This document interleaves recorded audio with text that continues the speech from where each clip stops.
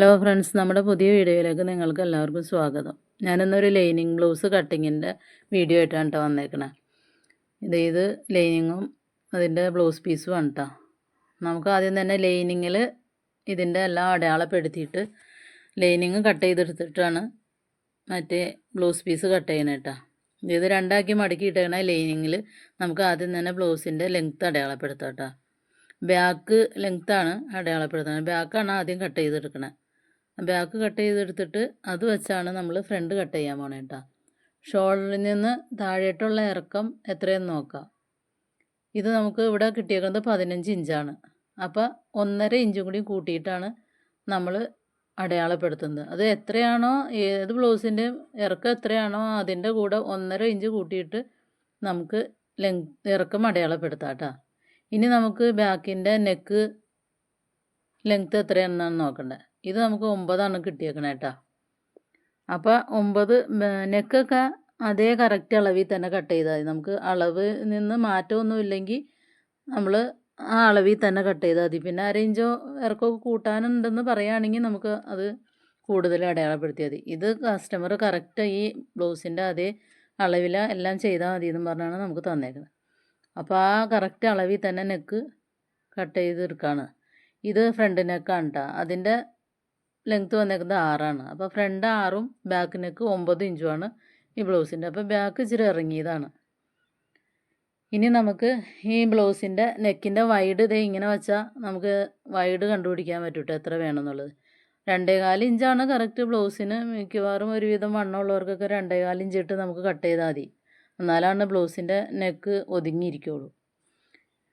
പിന്നെ ഒരുപാട് വൈഡ് വേണം എന്നുള്ളവർക്ക് മാത്രം നമുക്ക് ഒരു 2.5 2.25 ഇട്ടാൽ മതി കേട്ടോ. ഇത് ഞാനിപ്പോൾ 2.25 ഈ ബ്ലൗസിൻ്റെ അതേ അളവിൽ തന്നെയാണ് ഇവിടെ മാർക്ക് ചെയ്യുന്നത്.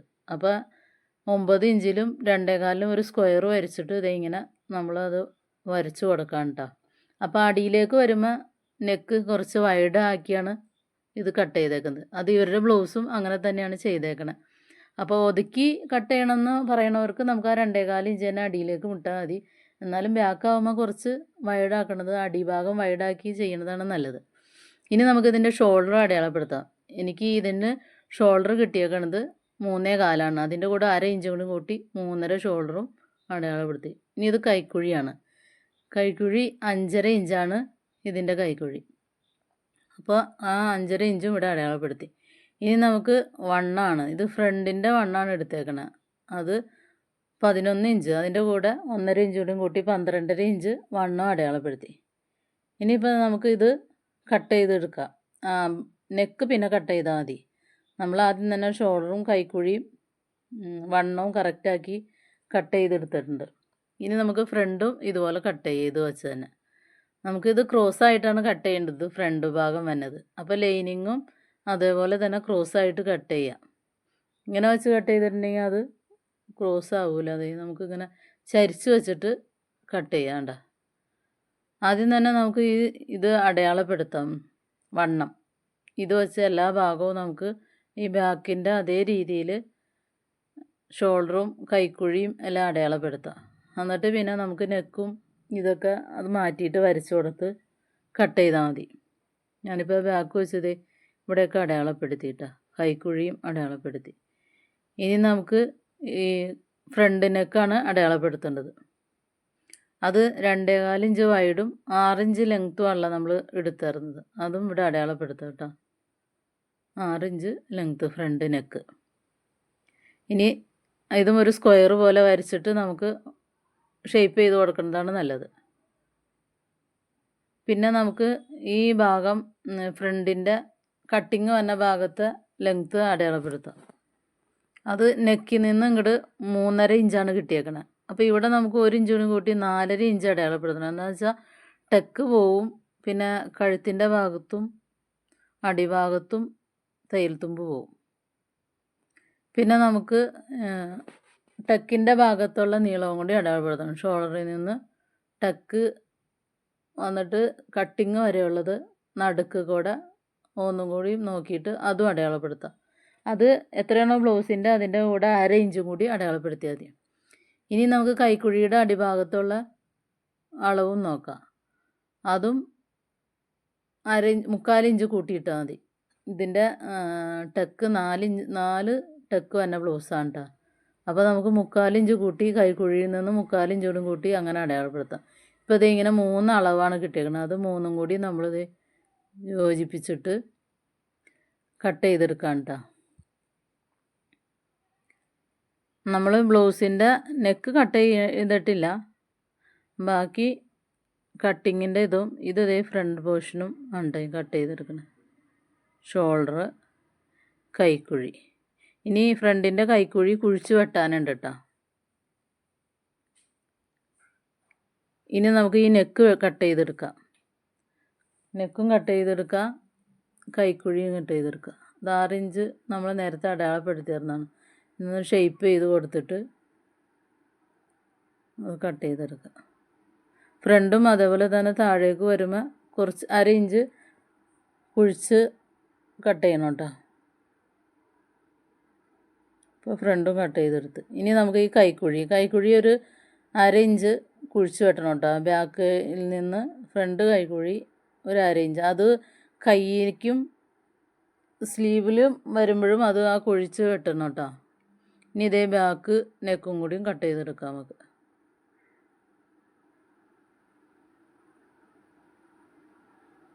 അപ്പോൾ ഇതേ ബാക്കും കട്ട് ചെയ്തെടുത്ത് ഫ്രണ്ടും കട്ട് ചെയ്തെടുത്ത് ഇനി നമുക്ക് കൈ കട്ട് ചെയ്തെടുക്കാം.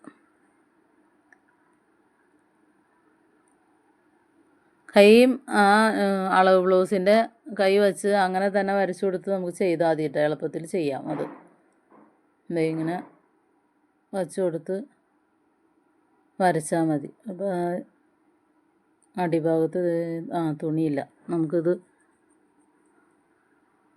ഇങ്ങനെ മടക്കിയിട്ട് അതിൻ്റെ കൈയുടെ വണ്ണം കിട്ടണില്ല.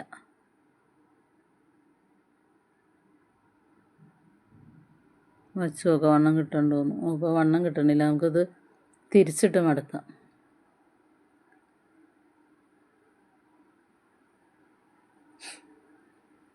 കൈക്ക് ഇച്ചിരി വണ്ണമുള്ള ആളാണ്, അപ്പോൾ നമുക്കത് അഡ്ജസ്റ്റ് ചെയ്ത് മടക്കിയിട്ടില്ലെങ്കിൽ ജോയിൻ്റ് ചെയ്യേണ്ടി വരും.